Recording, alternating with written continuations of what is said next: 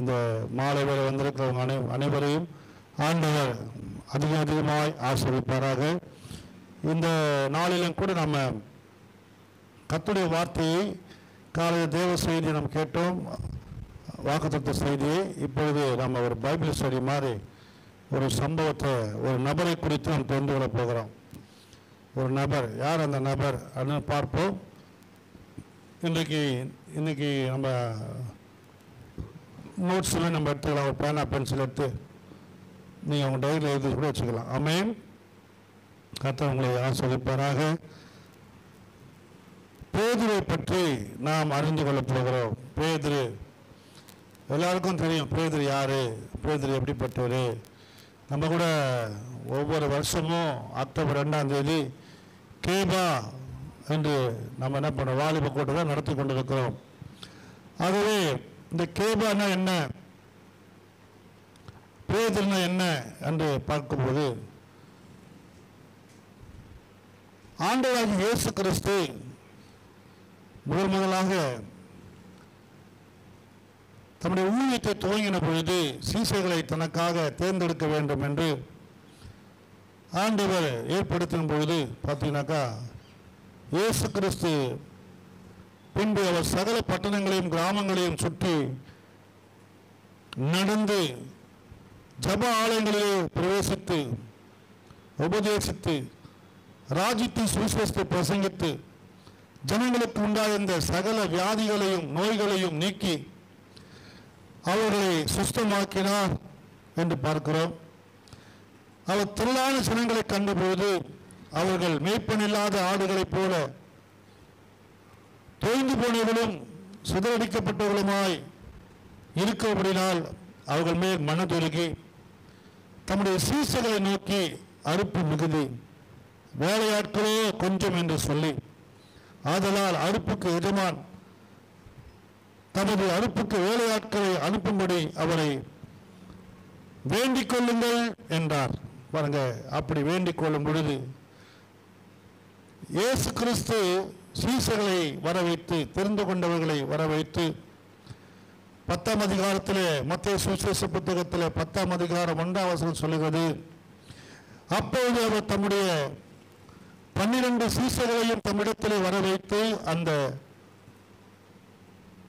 சீசர்களை அசுத்த ஆவிகளை துரத்தவும் சகல வியாதிகளையும் சகல நோய்களையும் தீர்க்கவும் அவர்களுக்கு சீசர்களுக்கு அதிகாரம் கொடுத்தார். அந்த 12 சீசர்கள் யார் என்று சொன்னால், அந்த 12 சீசர்கள் முந்தினவன் யார்? சீமோன் பேதுரு. பேதுரு எனப்பட்ட சீமோன் என்று நாம் பார்க்கிறோம். இந்த 12 பேர்களில் முதலாவது தெரிந்து கொண்ட நபர் யார் என்று சொன்னால், முந்தினவன் யாரு? பேதுரு. பேதுரு என்று சொன்ன என்ன அர்த்தம்? பாறை. ஆமென். பேதுரு என்று சொன்ன என்ன அர்த்தம்? பாறை. ஏன்னா சீமோனா இருந்தா இப்போ கர்த்தர் அவனை எப்படி சொல்றாரு? பாறையாய் உறுதியாய் வைத்திருக்கிறார். சீமோன் என்று சொன்னால் நாணல் என்று சொல்லப்பட்டிருக்குது. நாணல் என்று சொன்னால் நிலையற்ற வாழ்க்கை. அது காத்தடிச்சதுன்னா எந்த பக்கம் வேணா சாயம். அதனால நாணலை போல இல்லாதபடிக்கு ஆண்டவராகிய இயேசு கிறிஸ்து அவனை பேதுருவாய் மாற்றினார்.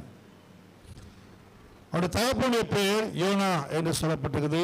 மத்தேயு 4ஆம் அதிகாரம் 18ஆம் வசனத்தை வாசிங்கள்.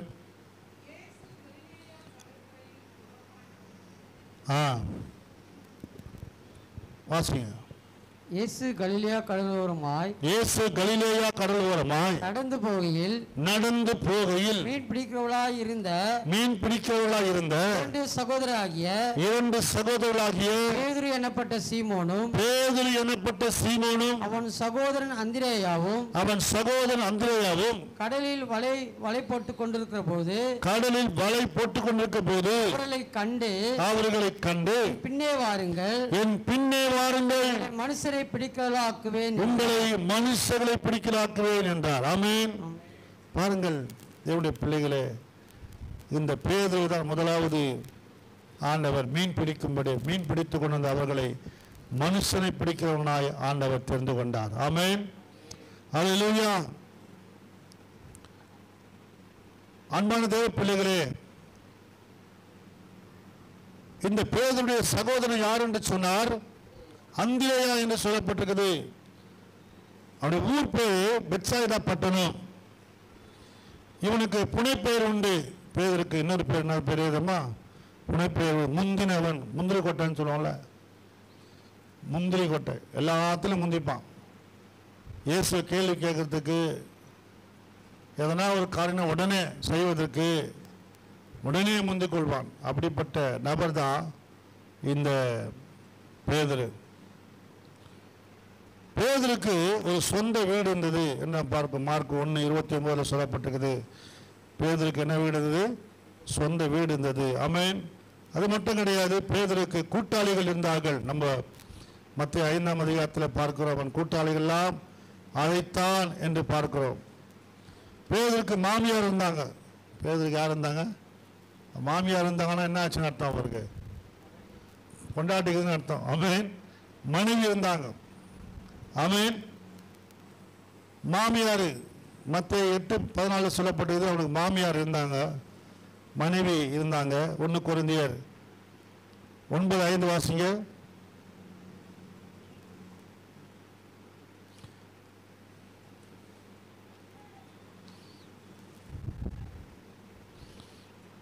வாசிங்க.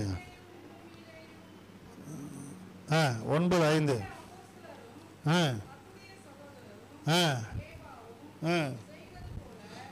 மற்ற அப்போஸ்தலரும் கேபாவும் செய்தது போல மனைவியாகிய ஒரு சகோதரியை கூட்டிக் கொண்டு, திரிய எங்களுக்கும் அதிகாரம் இல்லையா அப்படின்னு கேட்கிறாங்க. அல்லேலூயா. ஆமென். இங்க பாருங்க. ஆமென். அப்போ பேதுருக்கு என்ன ஆயிடுச்சு? கல்யாணம் ஆகி குழந்தை இருக்குது. அல்லேலூயா. சரி, கல்யாணம் ஆகி இருக்குது. ஆமென். ஆகவே இந்த பேதுருக்கு திருமணமாகி என்பதை பார்க்கிறோம். இன்னைக்கு நிறைய உபதேசம் என்ன சொல்றாங்க? திருமணம் பண்ணாத இருக்கிறது நல்லதுன்னு சொல்றாங்க. ஆனா பேதுரு முதல் சீசன், முதல் தெரிந்து கொள்ளப்பட்டவன். உண்மையிலே சபையை கட்டுவேன், பாதாளத்தின் வாசல்கள் மேற்கொள்ளாது என்று வாக்குத்தத்தம் பெற்றவன். சபை இவன் மேல் தான் கட்டப்படுகிறது. ஆகவே முதல் அப்போஸ்தலன் பேதுரு. ஆகவே இந்த அப்போஸ்தலனாகிய பேதுரு மேலே சபை கட்டப்படுகிறது நாம் பார்க்கிறோம். தேவனுடைய பிள்ளைகளே, இந்த பேதுரு அவருக்கு திருமணம் நடந்திருக்கிறது. ரொம்ப முக்கியம். இன்னைக்கு திருமணம் செய்யக்கூடாதுன்னு சொல்லி வேதத்தில் சொல்லப்படும். அந்த பொய்யர்கள் சொல்லுவார்கள் என்று சொல்ல, திருமணம் செய்யக்கூடாதுன்னு சொல்றவங்க யாரு? பொய்யர்கள். அது மட்டும் கிடையாது, கலாத்தியர் சொல்லப்படுகிறது சபையின் தூண் என்று சொல்லப்பட்டது. கலாத்தியர் 2ஆம் அதிகாரத்தில் 9ஆம் வசனம் பாருங்க.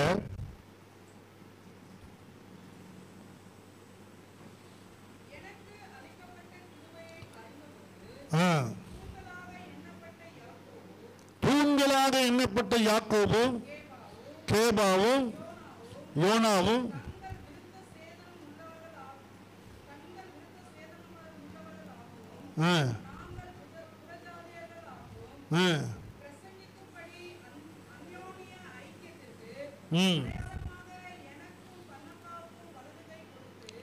எனக்கும் பர்னபாவுக்கும் வலது கை கொடுத்து, பவுலுக்கும் பர்னபாவுக்கும் வலது கை கொடுத்தார்கள் என்று சொல்லப்பட்டிருக்குது. ஆமென். இவங்க எப்படி இருந்தாங்களா? சபைக்கு தூணா இருந்தாங்களாம். சபைக்கு எப்படி இருந்தாங்களா? ஹலோ, சபைக்கு எப்படி இருந்தாங்களா? சபைக்கு சில பேர் இடையில இருப்பாங்க. சபை வளர்ச்சி அடைவதற்கு தடையா இருப்பாங்க. சபையில் ஒண்ணுமே செய்ய மாட்டாங்க. சபைக்குன்னு ஒரு காரியத்தை ஏற்படுத்தும் போது அதில் பங்கேற்க மாட்டாங்க. ஆனா பேதுரு எப்படி இருந்தா? தூணாக இருந்தார்.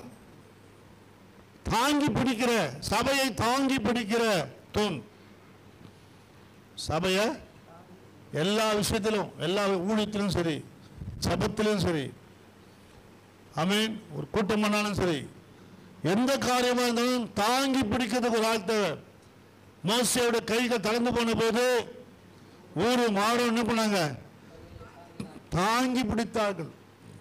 அப்போது அமலேக்கியரெல்லாம் யோசுவா மேற்கொண்டார். அல்லேலூயா. அதனால சபையில ஊழியத்தில் தூண்கள் அவசியம். தூக்கி நிறுத்துகிற, தூக்கி பிடிக்கிற, ஆமென், வலது கை கொடுக்கிற ஆட்கள் தேவை. அதில் கேபா, பேதுரு இருந்தார்கள் பார்க்கிறோம். நீங்கள் நானும் சபைக்கு தூணாக இருக்க வேண்டும், வலது கை கொடுக்கிறவர்களாக இருக்கணும். ஆமென். அல்லேலூயா. ஸோ தேவனுடைய பிள்ளைகளே, இந்த பேதுரை குறித்து நாம் பார்க்கும் பொழுது இயேசுவின் சீசர்களில் 3 சீசர்களில் முக்கியமான ஒரு சீசர். இயேசு தனித்து ஜெபம் பண்ணும்படி மலை மேலே ஏறுகிறார். மத்தேயு 17ஆம் அதிகாரம் நினைக்கிறேன். இயேசு மலை மேலே ஏறும் பொழுது 3 சீசர்களை அவர் அழைத்து கொண்டு போகிறார் ஜெபம் பண்ணுவதற்கு. ஆமென். மறுரூப மலைக்கு கொண்டு போறார். 6 நாளைக்கு பின்பு இயேசு பேதுருவையும் யாக்கோபையும் அவனுடைய சகோதரனாகிய யோவானையும் கூட்டிக் கொண்டு தனித்திருக்கும்படி உயர்ந்த மலையின் மேல் போய் அவளுக்கு முன்பாக மறுரூபமானார். அவர் முகம் சூரியனை போல் பிரகாசித்தது. வஸ்திரம் வெளிச்சத்தை போல் வெண்மையாயிற்று. அப்பொழுது மோசேயும் எலியாவும் அவரோடு பேசுகிறவர்களாக அவர்களுக்கு காணப்பட்டார்கள். அவர்களுக்கு என்ன பண்ணானா? காணப்பட்டார்கள். அல்லேலூயா. பாருங்க, இயேசுவோடு பேசுறதை பார்க்குறாங்க. மோசே, எலியா, இவங்கெல்லாம் வந்து பேசும்போது இவங்க பார்க்குறாங்க. யார் பார்க்குது? பேதுரு பார்க்கிறார். அப்பொழுது பேதுரு இயேசுவை நோக்கி ஆண்டவரே, நாம் இங்கே இருக்கிறது நல்லது. பார்த்தீங்களா? எல்லாம் சும்மாகிறான் 2 பேரு. இவன் வாய் முந்திக்குது. பார்த்தீங்களா? ஆண்டவரே, நம்ம இங்க இருக்குது நல்லது ஆண்டவரே. அப்ப இங்க உமக்கு ஒரு கூடாரம், எங்கேயும் போவனா? உமக்கு ஒரு கூடாரம், மோசேக்கு ஒரு கூடாரமும், எலியாவுக்கு ஒரு கூடாரமாக 3 கூடாரங்களை போடுவோம் என்று 3 கூடாரம் போட்டு இவங்க 3 பேரும் தங்கலாம் பிளான் பண்ணிட்டானுங்க. அல்லேலூயா. மோசே எங்க வர போறாரு, எலியா எங்க வர போறாரு. அன்னைக்கு கூடாரத்துல அந்த உங்க மேல மகிமையில பாக்குறாங்க. அங்க கூடாரம் போட்டு அவங்க எங்க வர போறாங்க. அல்லேலூயா. 3 கூடாரம் போட சொல்றான் பாருங்க. முந்தினவன் பேதுரு எல்லா விஷயத்திலும். இன்னொரு விஷயம் நான் சொல்லட்டுங்களா? அவன் ஆக்டிவா இருக்கிறான், சுறுசுறுப்பாகிறான், ஆர்வமாகிறான், ஊழியத்தின் தாகமாகிறான், விருப்பமாகிறான். ஆமென். அதனால தான் கர்த்தர் அவன் மேல சபையை கட்டுறார். அல்லேலூயா. யார் விருப்பமா இருக்கிறாங்களோ, யார் ஆசையா இருக்கிறாங்களோ, யார் அதிகமாக விரும்புகிறாங்களோ, யார் சுறுசுறுப்பாக இருக்கிறாங்களோ அவங்கள கொண்டு தான் கர்த்தர் சபையை கட்டுவார். ஒரு அல்லேலூயா சொல்லுமா? அல்லேலூயா. 3 சீசர்களே இந்த முக்கியமான சீசனாய் பேதுரு காணப்படுவதை பார்க்கிறோம். ஆமென். அல்லேலூயா. லூக்கா 5ஆம் அதிகாரம் 37ஆம் வசனம் வாசிங்க.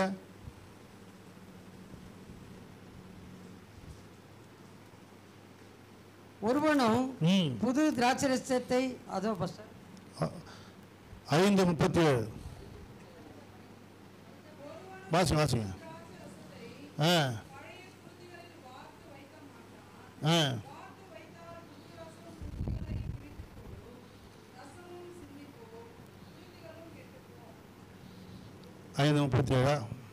ஆமென்.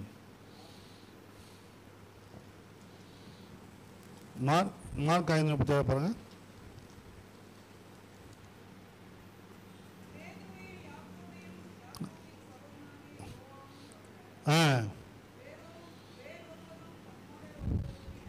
ஆமென். 3 சீசர்களை குறித்து தான் சொல்றார் இங்கேயும். ஆமென். அல்லேலூயா. ஆகவே லூக்கா, இது மார்க்கு, லூக்காலையும் சொல்றார். இந்த வசனம் பார்த்தீங்கன்னா 3 இடத்துல வருது. 8:51 வருது. ஆச்சுங்க. 8:51 லூக்கா 8:51. அவர் வீட்டில் வந்தபோது பேதுருவையும் யாக்கோபையும் யோவானையும் தவிர பெண்ணின் தகப்பனையும் தாயையும் தவிர வேறொருவரையும் உள்ளே வர விட்டாமல். ஆமென். இந்த 3 பேரையும் ஜெபத்துக்கு கூட்டி போறார். இயேசு அற்புதம் செய்ய போறாரு.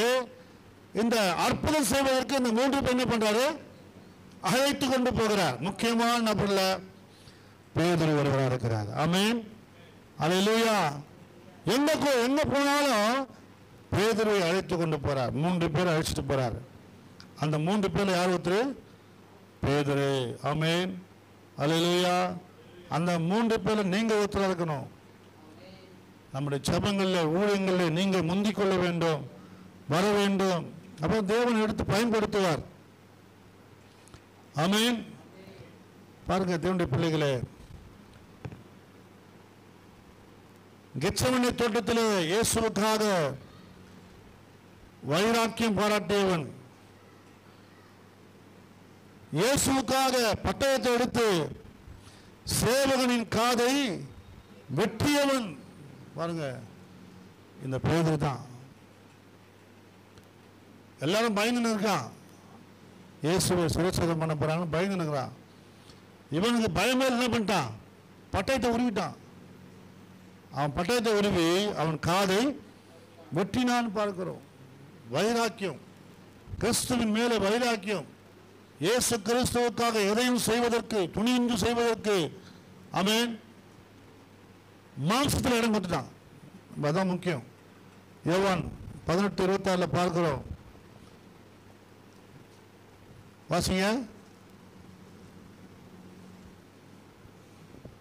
பிரதான ஆசாரியனுடைய வேலைக்காரரில் பேதுரு காதாரை வெட்டினவனுக்கு இனத்தானாகிய ஒருவன் அவனை நோக்கி, நான் உன்னை அவளோடு கூட தோட்டத்திலே காணவில்லையா என்றான். ஆமென். நான் உன்னை அவளோடு கூட தோட்டத்திலே காணவில்லையா என்றான். ஆமென். பாருங்க 18:10 வாசிங்க. அப்பொழுது சீமோன் பேதுரு தன்னிடத்திலிருந்த பட்டயத்தை உருவி பிரதான ஆசாரியனுடைய வேலைக்காரனை வலது காதார வெட்டினான். அந்த வேலைக்காரனுக்கு மல்கூஸ் என்று பெயர். ஆமென். பாருங்க, பேதுரு காதை வெட்டினான். இன்னொருத்தன் சொல்றான், இவன் தான் வெட்டினான். பிரதான ஆசாரியனுடைய வேலைக்காரரில் பேது காதலை வெட்டினவனுக்கு இனத்தானாகிய ஒருவன் அவனை நோக்கி, நான் உன்னை அவனோடு கூட தோட்டத்தில் காணவில்லையா என்றான். பாருங்க, அப்போ இந்த பேது என்ன சொல்றான்னா, மறுதலிக்கிறவனாய் காணப்படுகிறான். எங்க வெட்டணும்னு சொன்னா பிடிச்சுன்னு போடுவாங்களோ அப்படின்னு பயந்து இயேசுவை சிறை சேதம் பண்ண பிறகு இவன் பயப்படுறான் பேதுரு. தேவனுடைய பிள்ளைகளே, ஆனாலும் 3 முறை மனிதத்தனம் பார்க்கிறோம். 18ஆம் அதிகாரம் 25-27 பார்த்தீங்கன்னாக்கா, சீமோன் பேதுரு நின்று குளிர் காய்ந்து கொண்டிருந்தான். அப்போது சிலர் அவனை நோக்கி, நீயும் அவனோடு கூட சீசரில் ஒருவன் அல்லவா என்றார்கள். அவன் நான் அல்ல என்று மறுதலித்தான். நான் அல்ல, நான் இயேசுவின் சீசன் அல்ல என்று சொல்லுகிறான். மத்தேயு 26:69-77-24 பார்த்தீங்கன்னாக்கா, இந்த 3 வசனங்கள் சொல்லப்படுகிறது. 3 காரியங்கள், 3 முறை மறுதலித்த காரியங்கள் இங்கே சொல்லப்பட்டிருக்கிறது. என்னுடைய பிள்ளைகளே, பேதுரு மறுதலிக்கிறவனாயிருந்தான். ஆனால் ஆண்டவர் விட்டாரா? என்னதான் நம்ம மறுதலிச்சுட்டு போனாலும் கூட ஆண்டவர் சொல்லியிருக்கிறார், உண்மையான சபையை கட்டுவேன். அல்லேலூயா. ஆகவே கர்த்தருடைய பிள்ளைகளே, ஆண்டவர் உங்களை கட்டுவேன் என்று சொல்லும்போது அவர் உங்களை விடவே மாட்டார். நாம் என்னதான் மாம்சத்தில் செயல்பட்டாலும் கூட, மாம்சத்தில் விட்டு நாம் விலகி போனாலும் கூட, நாம் மாம்சத்துக்கு உடன்பட்டு போனாலும் கூட, கர்த்தருடைய வாக்குத்தத்தத்தை நம்மை பிடித்து இழுத்து கொண்டு வரும். அதை நம்பிக்கை நமக்கு. அல்லேலூயா. பேதுரு மீண்டும் வந்தான். ஆனா யூதாஸ் மீண்டும் வரல. ஏன்னா நம்பிக்கை இல்லை, விசுவாசம் இல்லை. அவன் நான்கு கொண்டு செத்தான் பார்க்கிறோம். இயேசுவின் ரட்சிப்பின் மேலே, இயேசுவின் வார்த்தையின் மேலே, இயேசுவின் வாக்குத்தத்தத்தின் மேலே நமக்கு நம்பிக்கை இருக்கும் பொழுது தேவன் நம்மை நிச்சயமாக நாம் மறுதலித்தாலும் விசுவாசத்தை விட்டு விலகினாலும் கூட திரும்பவும் ஆண்டவர் கட்டுவார். நீதிமான் விழுந்தாலும் 7 தடவை எழுந்திருப்பான். அல்லேலூயா. கர்த்தர் எழ பண்ணுவார். ஆண்டவர் மனம் கடிக்கிற தேவன் இல்லை. விழுந்து போகட்டும், எப்படியாவது விழுந்து போகட்டும் விட்டுற மாட்டார். தூக்கி நிறுத்துகிற தேவன். அல்லேலூயா. ஆமென். ஆண்டவர் என்ன பண்ணுவார்? தூக்கி நிறுத்துவார், உங்களை தூக்குவார். எல்லாரும் போல கை கொட்டி சிரிக்கும். நமக்கு கீழே வந்துட்டா எல்லாம் சிரிப்பாங்க. பார்த்தியா வீண்டான். தேவன் நம்முடைய ஆண்டவராகிய இயேசு கிறிஸ்து கை கொட்டி சிரிக்கிறவர்ல, உன்னை தூக்கி விடுகிறவர். ஆமென். ஐயோ ஆண்டவரே நான் மடிந்து போகிறேன்னு சொன்ன பொழுது அந்த பேதுருவை கையை பிடிச்சு என்ன பண்றாரு? தூக்கி விடுறாரு. அது மட்டுமா, இயேசு கடல் மேல் நடக்கும் பொழுது இந்த பேதுருவையும் நடக்க வைக்கிறார். கடல் மேல நடக்க வைக்கிறார். யாரும் நடக்க முடியுமா? யோசிச்சு பாருங்க. ஆமென். ஆண்டவர் பேதுரு நடக்க வைக்கிறார், உங்களை என்னை நடக்க வைப்பார். அல்லேலூயா, அல்லேலூயா, அல்லேலூயா.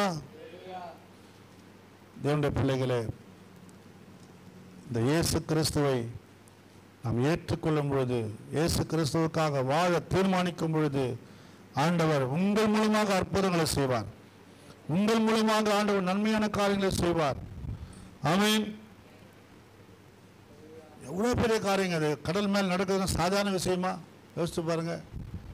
ஒரு ஸ்டெப்பு வச்சாலும் 2 ஸ்டெப்பு வச்சாலும் சரி, எத்தனை ஸ்டெப்பு வச்சாலும் தெரியல, எவ்வளோ நடந்து போனான்னு தெரியாது. ஆனால் நடந்தா பார்த்தீங்களா, அதான் மேன்மை. தண்ணி மேல் நடக்க முடியுமா? நம்ம ஊரில் இருக்கிற தண்ணியை போட்டு நடக்கிறான், அது வேற விஷயம். தண்ணி மேலே நடக்கணும். அதுதான் தேவனுடைய வல்லமை. அல்லேலூயா.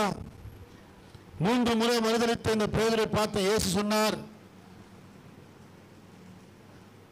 யோனாவின் குமாரனாகிய சீமோனே. பார்த்தீங்களா என்னன்னு கூப்பிட்டுருக்கணும்? இப்போ அவரு பேதுருவே இவ்வளோ கேபான்னு சொன்னார். பேதுருன்னு சொன்னார். இந்த 21 அதிகாரத்தில் வரும்போது என்னன்னு கூப்பிட்றாரு? சீமோனே. ஆமென். யோனாவின் குமாரனாகிய நீ என்னை நேசிக்கிறாயா? யோவான் 21:15 வாசிங்க. அவர்கள் போஜனம் பண்ணின பின்பு சீமோன் பேதுருவை நோக்கி யோனாவின் குமாரனாகிய சீமோனே. என்ன பேரை சொல்றாரு பார்த்தீங்களா? டேய், அப்பா பேரை சொல்றாரு பாருங்க. அல்லேலூயா. யோனா பெத்த மகனே. ஆமென். சீமோனே. வாசிங்க. யோனாவின் குமாரனாகிய சீமோனே, இவர்களிலும் அதிகமா நீ என்னிடத்தில் அன்பா இவர்களிலும் அன்றா கவனிங்க. இவர்களில் முந்தினவன் முதல்ல சொல்லப்பட்டது. இவர்களிலும் நீ என்னை நேசிக்கிறியா? என்னிடத்தில் அன்பா இருக்கிறாயா? நீ வந்த ஓகே, காலிங் ஓகே, நீ வந்தது ஓகே, முதல்ல தான் வந்த, முந்திக்கின. இப்ப நேசிக்கிறதுல நீ முந்திக்கிறியா? நேசிப்பதில் நீ ஃபர்ஸ்டா இருக்கிறியா இல்ல ஒஸ்டா இருக்கிறியா? இயேசுவை நேசிப்பதிலே, இயேசுவை நேசிப்போமானா அவருக்காக எதையும் செய்வோம், அவருக்காக கொடுப்போம், அவருக்காக தாங்குவோம், தூணா நிற்போம். எல்லா ஜபங்களிலும் எல்லா ஊழியத்திலும் இயேசுக்காக நிற்போம். ஆமென். அந்த பேதுரை பார்த்து கேட்கிறார், எப்பா என் ஆட்டுக்குட்டியில மேய்ப்பாயா? 2வது வாசிங்க. 2ஆம் தரம் அவனை நோக்கி யோனாவின் குமாரனாகிய சீமோனே. பாருங்க, யோனாவின் குமாரனாகிய சீமோனே, நீ என்னிடத்தில் அன்பா இருக்கிறாயா என்றார். அதற்கு அவன் ஆம் ஆண்டவரே, நேசிக்கிறேன் என்பதை நீர் அறிவீர் என்றார். அவர் என் ஆடுகளை மேய்ப்பாயாக என்றார். திரும்ப சொல்றாரு, என் ஆடுகளை மேய்ப்பாயாக என்றார். 3ஆம் தரம் அவனை நோக்கி யோனாவின் குமாரனாகிய சீமோனே, நீ என்னை நேசிக்கிறாயா என்றார். என்னை நேசிக்கிறாயா என்று அவர் 3 தரம் தன்னை கேட்டபடினாலே பேதுரு துக்கப்பட்டு, ஆண்டவரே நீ எல்லாவற்றையும் அறிந்திருக்கிறீர், நான் உம்மை நேசிக்கிறேன் என்பதையும் நீர் அறிவீர் என்றான். இயேசு என் ஆடுகளை மேய்ப்பாயாக. பேதுரு துக்கப்பட்டானா? ஆமென். பேதுரு என்ன பண்ணானா? துக்கப்பட்டான். நாமளா இருந்தா என்னப்பா இப்படி சும்மா நைன்றாரு ஊழியமே வேணாம் பாடி போயிடுவாங்க. ஆனால் பேதுரு துக்கப்பட்டு, ஆண்டவரே நீர் எல்லாவற்றையும் அறிந்திருக்கிறேன், நான் உம்மை நேசிக்கிறேன் என்பதையுமே அறிவீர். இயேசு சொன்னாரு, என் ஆடுகளை மேய்ப்பாயாக என்றார். ஆட்டுக்குட்டிகளை மேய்க்க வேண்டிய அவனை மேய்ப்பாயான்னு கேட்ட அவனை இப்போ சொல்றாரு, என் ஆடுகளை மேய்ப்பாயாக. அல்லேலூயா. என் ஆடுகளை மேய்ப்பாயாக. ஏன்னா அவர் முதல்ல என்ன சொன்னாரு? எதுக்காக சீசரை தெரிந்து கொண்டாரா? நம்ம வாசித்தோம், முதல் வசனம் நம்ம வாசித்தோம் இல்லைங்களா? மத்திய 10ஆம் அதிகாரத்தில், நம்ம 9ஆம் அதிகாரத்தில் பார்த்தீங்கன்னா கடைசியில் சொல்றாரு, ஜனங்களாம் எப்படி இருக்கிறாங்க? மேய்ப்பன் இல்லாத ஆடுகளை போல இருக்கிறாங்க. அதை கண்டு மனதுருகி இயேசு சொன்னாரு, மேய்ப்பர்களை தெரிந்து கொண்டார். அல்லேலூயா. அதுதான் அவர்களை சீசர்கள்லாம் வர வைத்தார். இந்த ஜனங்களாம் மேய்ப்பன் இல்லாமல் இருக்கிறாங்க. இந்த காமராஜர் காலனி கோடம்பாக்கத்தில் இருக்கிற மக்கள் எல்லாம் மேய்ப்பன் இல்லாத ஆடுகள் அவனவன் தன் வழியிலே சுற்றி திரிந்து கொண்டிருக்கிறார்கள். ஆமென். அவர்களுக்கு இயேசுதான் வழி என்பதை காண்பிக்கதான் தேவன் நம்மை தெரிந்து கொண்டிருக்கிறார். எத்தனை பேர் ஆமென் சொல்றீங்க? அல்லேலூயா. பேதுருவை தெரிந்து கொண்டார், உங்களை தெரிந்து கொண்டிருக்கிறார், என்னை கர்த்தர் தெரிந்து கொண்டிருக்கிறார். ஆமென். தேவனுடைய பிள்ளைகளே, ஆண்டவர் அதற்காகத்தான் உங்களை திடப்படுத்தி கொண்டிருக்கிறார், பலப்படுத்தி கொண்டிருக்கிறார், உங்களை எழுப்பி கொண்டிருக்கிறார்.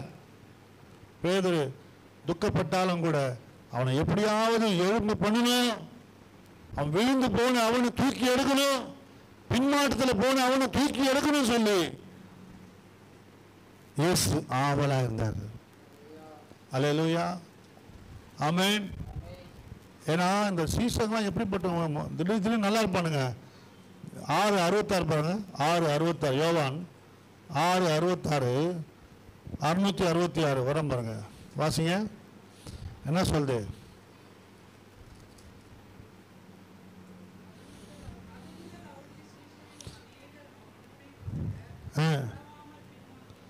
பார்த்தீங்களா? அது முதல் அவருடைய சீசரை அநேகர் அவருடைய கூட நடவாமல் பின்வாங்கி போனார்கள். அப்போது இயேசு 12 நோக்கி, நீங்களும் போய்விட மனதாக இருக்கிறீர்களோ என்றார். உடனே முந்திக்கிறான் பாருங்க. சீமோன் பேதுரு சொல்றான், சீமோன் பேதுரு அவருக்கு பிரதியுத்தரமாக, ஆண்டவரே யாரிடத்தில் போவோம்? நித்திய ஜீவ வசனங்கள் உம்மிடத்தில் உண்டே. நித்திய ஜீவ வசனம் உம்மிடத்தில் உண்டே. ஜீவனுள்ள தேவனுடைய குமாரனாகிய கிறிஸ்து என்று நாங்கள் விசுவாசித்தோம், அறிந்தும் இருக்கிறோம் என்றார். ஆமென். அல்லேலூயா. அல்லேலூயா. தேவனுடைய பிள்ளைகளே, ஆண்டவரை குறித்து இந்த பேதுரு அறிந்திருக்கிறான். அவன் சொல்றான் பாருங்க, எப்படி அழகா சொல்றான் பார்த்தீங்களா? ஏன்னா இயேசுவோடு இருந்தவன்ல ஒருத்தன் கெட்டு போயிட்டான், ஒருத்தன் பின்வாங்கி போயிட்டான், ஒருத்தன் பிசாசுக்கு உரியவனாய் மாறிட்டான். அதுதான் அங்க சொல்றாங்க.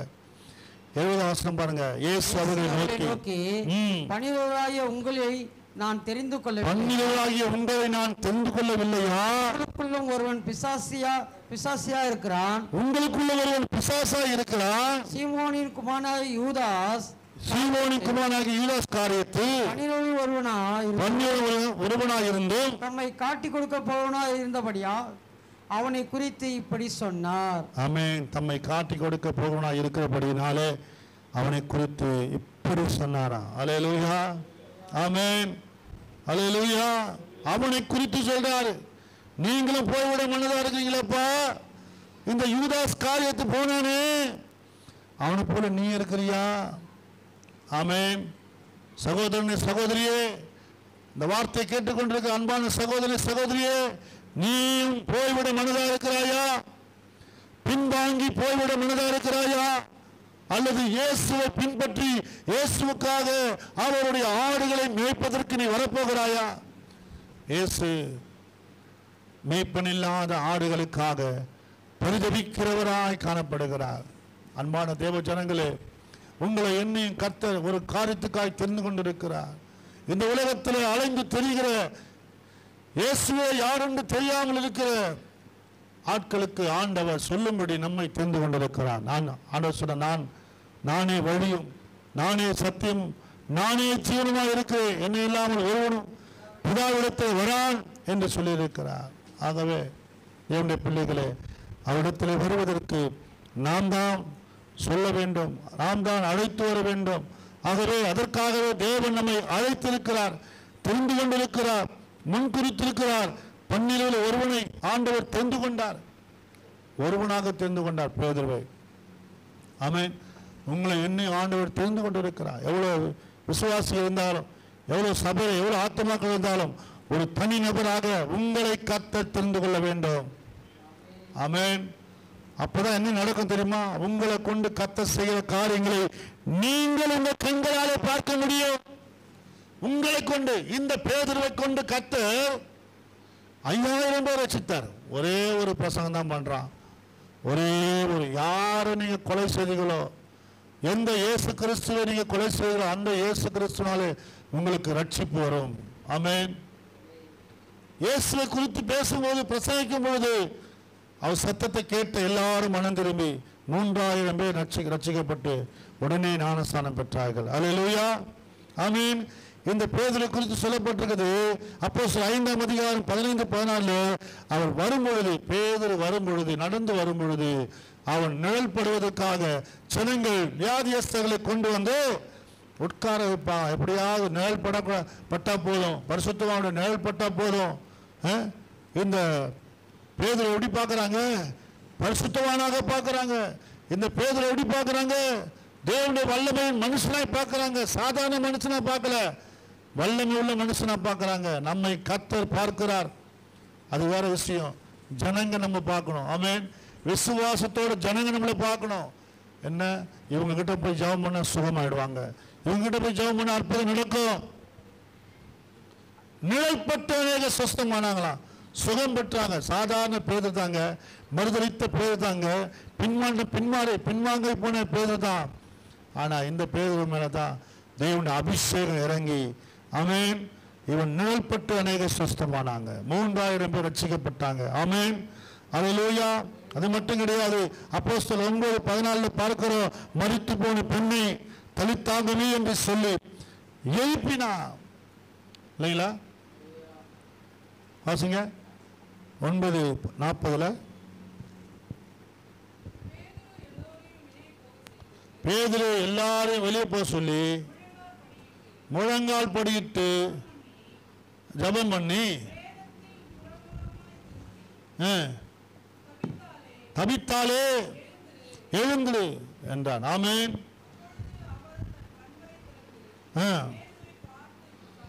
அல்லேலூயா. மரித்து போன பெண்ணை எழுப்பக்கூடிய ஒரு சீசனாய் இந்த பேதுரு மாறுகிறதை பார்க்கிறோம். தேவனுடைய பிள்ளைகளே, உங்களை என்ன கர்த்தர் அப்படியாய் மாற்றுவார். அல்லேலூயா. அல்லேலூயா. ஆமென். இவன் முந்தினவனாக இருந்தாலும் கூட பிந்தி வந்தவனையும் கனப்படுத்துறான். ஆமென். முந்தினவனா இருந்தாலும், பேதுரு முந்தினவனா இருந்தாலும், பிந்தி வந்த அப்போஸ்தலனாகிய பவுலை பிரியமானவன் என்று சொல்லுகிறான். பேதுரு பவுலால் கடிந்து கொள்ளப்படுகிறான். கலாத்தியர் 2:11 வாசிக்கிறோம். கடிந்து கொள்றான் பவுல். அப்ப கூட அவன் மேல கோவப்படாம அமைதியா இருக்கிறான். ஆமென். பாருங்க, ஏன்னா அவன் சொல்றது நியாயம் தெரியுது அவனுக்கு.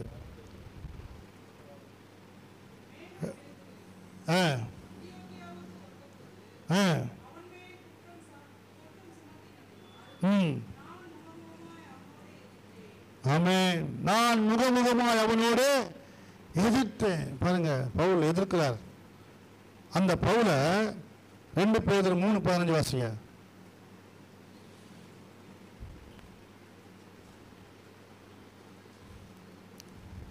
2 பேதுரு 3:15 வாசிங்க. ஆமென். நம்முடைய கர்த்தராகிய நீடிய பொறுமையை ரட்சிப்பென்று எண்ணுங்கள். நமக்கு பிரியமான சகோதரனாகிய பவுலும் தனக்கு அருளப்பட்ட ஞானத்தினாலே எப்படியே உங்களுக்கு எழுதுகிறார். ஆமென். பிரியமான சகோதரன் பவுல் என்று சொல்லுகிறார். பவுல் பேதுருவை கடிந்து கொண்டான். விருத்த சோதனால அந்த ஜனங்கள் கூடவே ஊழியம் செய்வதனால பழகுறதுனால யூதர்களுக்காகவே ஊழியம் செய்யறான் பேதுரு. புறஜாதிகளுக்கு சுவிசேஷம் அறிவிக்க முடியல. அப்படி இருக்கிறதுனால பவுலுக்கு கோபம் வருது. இன்னும் நீ இப்படியே இருக்கிறிய, நீ ஒரு கற்றுக்கொள்கிறன்னு சொல்லி கடிந்து கொள்ளுகிறான். ஆனாலும் அதை பாருங்க, அதை பற்றி கவலைப்படாம பேதுரு அவனை புகழ்கிறான். கரெக்ட், நீ சொல்றது வாழ்த்துறான். அல்லேலூயா. சொல்லும் பொழுது சரியா இருந்தால் ஏற்றுக்கணும். அவங்க சின்னவங்களா, ஊழியத்தில் சின்னவங்களா இருந்தாலும் சரி, பெரியவங்களா இருந்தாலும் சரி.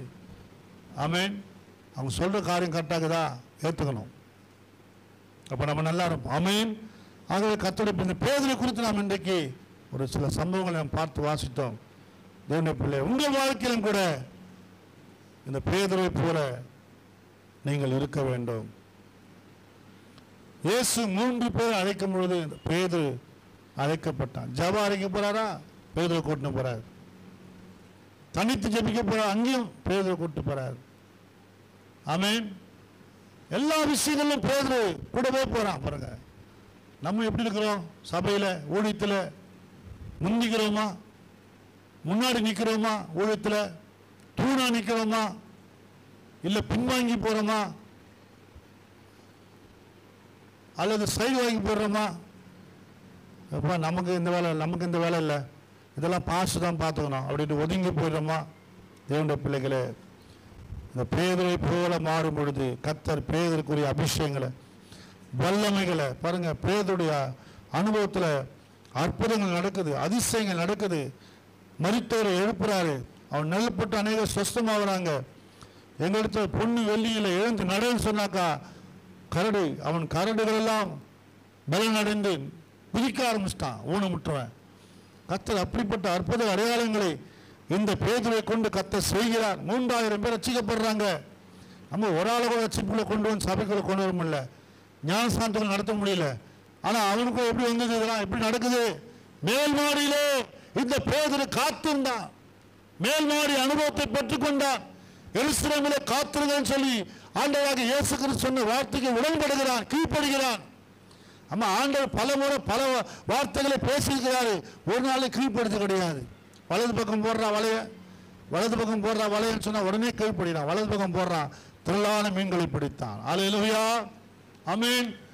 நம்ம கீழ்ப்படியாதனால தான் இன்றும் நாம் பயன்படாமல் இருக்கிறோம், உபயோகமற்றவா இருக்கிறோம், ஆண்டவருக்கு பயனற்றவா இருக்கிறோம். கீழ்ப்படியோமானால் தேவன் உங்களை கொண்டு அற்புத அடையாளங்களை செய்வார், கண்டிப்பா செய்வார். நீ கீழ்ப்படிஞ்சு பாரு. கண்களை மூடுவோமா? இந்த ராத்திரி வேளை கண்களை மூடுவோமா? ஆண்டவரை என்னை கொண்டு ஏதாவது வயசாயிடுச்சு ஆண்டவரை, நானே நடக்க முடியாமல் இருக்கிறேன். அதுக்கும் இதுக்கும் சம்பந்தமே கிடையாது. இயேசுவின் நாமத்தில் போனா போயிடும். இயேசு நாமத்தில் நடனம் நடப்பாங்க. ஆமென். இயேசு நாமத்தை சொன்னாலே போதும், அற்புதங்கள் நடக்கும், அதிசயங்கள் நடக்கும். காணக்கூடாதவர்களை காண்பீங்க. இயேசு நாமத்தில் வாயை திறந்து சொன்னா போதுங்க. வாயை திறந்து சொன்னா போதும். உண்மையில் என் சபையை கட்டுவேன்னு சொல்லிக்கிற ஆண்டவர். ஆமென். இந்த பேதுரு தேவனுடைய பிள்ளைகளை, அவன் குடும்பம் இருக்குது, அவனுக்கு எல்லாம் இருக்குது. ஆனால் இயேசுவின் பின்னே போவதற்கு தன்னை ஒப்பு கொடுத்தான். குடும்பத்தெல்லாம் விட்டுட்டு இயேசுவின் பின்னே போவதற்கு தன்னை ஒப்பு கொடுத்தான். எத்தனை பேர் நீங்க அப்படி ஒப்பு கொடுக்க முடியும்? ஆமென். இயேசுவுக்காக வாழ முடியும். பேதுரு தன் மனைவியோடு கூட ஊழியம் செய்தான். அல்லேலூயா. மற்ற சீசர்கள்லாம் விட்டுட்டு போனாலும் கூட பேதுரு மனைவியோட ஊழியம் செஞ்சிருக்கிறார். அல்லேலூயா. நீங்க எப்படி ஊழியம் செய்றீங்க? தேவனுடைய ஆக்கிலா பிரிஸ்கிலா இவங்கெல்லாம் மனைவியோட ஊழிய செஞ்சிருக்கிறாங்க. சபைக்கு தலையும் கொடுப்பேன்னு சொல்றாங்க. ஊழியத்துக்காக உடல்மொழியில இருந்து பவுலுக்கு அவங்க உறுதுணையா இருந்தாங்க. ஆக்கிலாவும் பிரிஸ்கிலாவும். தேவனுடைய பிள்ளைகளை நீங்க எப்படி இருக்கிறீங்க? இந்த ராத்திரி வேலையில எல்லாம் கர்த்தரை ஸ்தோத்திரம் பண்ணுவோமா? ஆண்டவரே என்னை ஒப்பு கொடுக்குறேன்ப்பா, என்னை ஒப்பு கொடுக்குறேன் ஆண்டவரே, எல்லாம் ஒப்பு ஸ்தோத்திரம் பண்ணுவோம். ஸ்தோத்திரம் ஸ்தோத்திரம் ஸ்தோத்திரம் ஸ்தோத்திரம் ஸ்தோத்திரம் ஸ்தோத்திரம். நாம் அப்படி செய்யும்போது சபைகள் பெருகும், ஊழியங்கள் பெருகும். கர்த்தர் அப்படி பெருக செய்வார். நம்முடைய வாழ்க்கையில கர்த்தர் ஆசீர்வாதங்களை கர்த்தர் பெருக செய்வார். பிதாவையும் நன்றியோடு ஸ்தோத்திரிக்கிறோம். வந்த ஒவ்வொரு பிள்ளைகளையும் கர்த்தர் ஆசீர்வதிப்பீராக. ஆண்டவர்கள் நாம் மையப்படட்டும் அப்பா.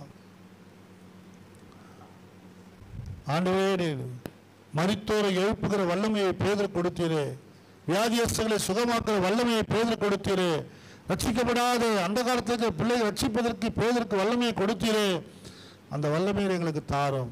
இந்த ராத்திரி வேளை எங்களை ஆசீர்வதி. இயேசுவின் நாமத்தில் வேண்டுகிறோம் பிதாவே. ஆமென் ஆமென். ஹல்லேலூயா ஹல்லேலூயா ஹல்லேலூயா. ஆண்டவர் உங்களை ஆசீர்வதிப்பாராக. நாம் ஒரு பாடலை பாடும்போது நம்ம கர்த்தருக்கு காணிக்கை செலுத்துவோம். காலையில் திருவிருந்து எடுக்காதவங்க வரிசையாக உட்காருங்க. பாட்டு பாடி முடித்த பிறகு ஒரு திருவிருந்து கொடுக்கப்படும். God bless you.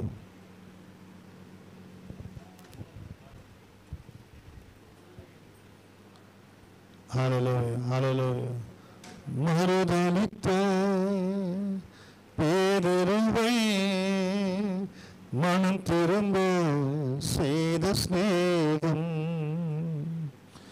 மறுதலித்த பேதருவை மனம் திரும்ப செய்த ஸ்நேகம், காட்டிக் கொடுத்த யோதாசை கன்னத்தில் அறிந்திடார் சிநேகிதனே என்றழைத்த ஸ்நேகம், காட்டிக் கொடுத்த யோதாசை கன்னத்தில் அறிந்திடார் சிநேகிதனே அழைத்த ஸ்நேகம், இது மேலான ஸ்நேகம், இந்த இயேசுவின் ஸ்நேகம், இது மேலான ஸ்நேகம், இந்த இயேசுவின் ஸ்நேகம்,